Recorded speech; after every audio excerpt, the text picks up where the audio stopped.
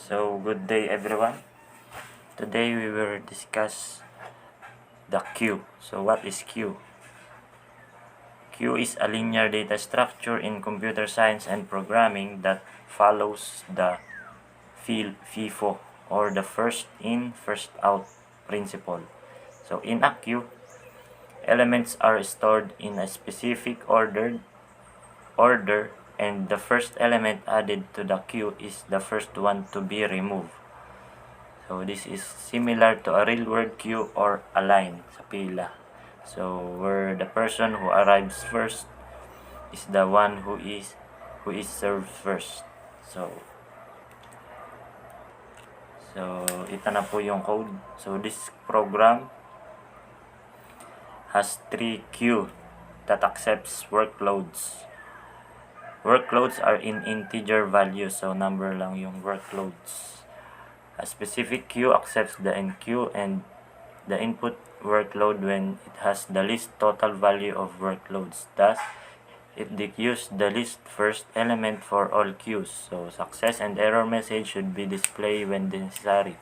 Program loops until user chooses 0 for exit. So, yan yung instruction na susundin natin sa paggawa ng code. So, ito na yung code.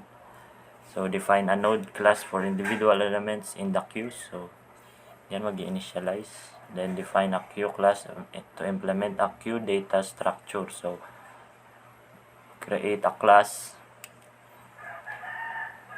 queue. Class name queue. Then, mag-define ng mga methods. So, self. This is empty yan. So, ito yung enqueue. Enqueue, add an element. So, mag-i-insert yan and dequeue. Magre-remove. So, yan na yung method nila. Then, next, function to find and remove the item with the lowest to greatest value from the first queue. So, yan yung logic na pag magde-dequeue tayo, uunahin muna yung lowest kaysa sa greatest. So, lowest to greatest. So, ayan. Then, next block of code is function to print the contents of the 3 queues. So, ito na yung magpiprint ng mga update na queue. Kung ano yung na-insert mo na queue din, i-update niya, then ipiprint niya. Insert and queue and dequeue. So, next is function to calculate the total value of a queue.